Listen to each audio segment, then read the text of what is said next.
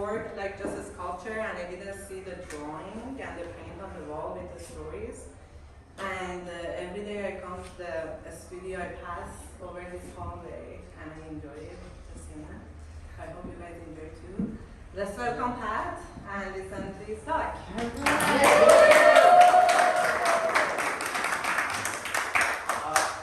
I want to express my deep gratitude to Sarah. You know, she guided me through the whole process, and all our helpers, Hunter, Rebecca, Sabrina, you know, who helped me with the marketing. They filled up all these numerous gaps in knowledge I have as to how to promote a show. And so I'm so thankful for the Parlour Gallery.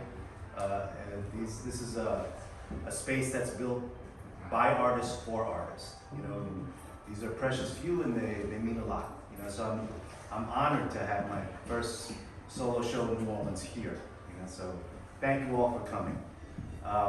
So it's like story time with Pat, right? So the idea is, you know, I didn't realize one of the most creative times in my life was when I had my first child, and I had this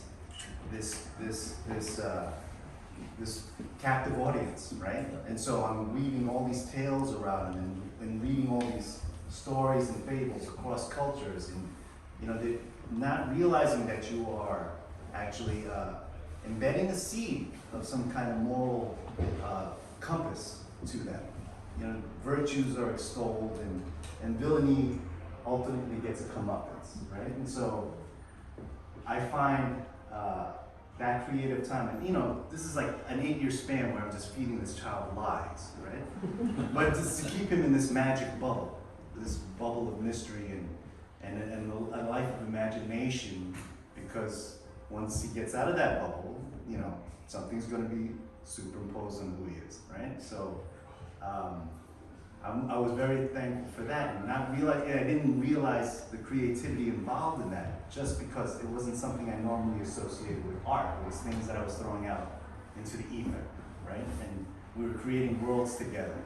And so my work has to do with the human experience, the human condition, right?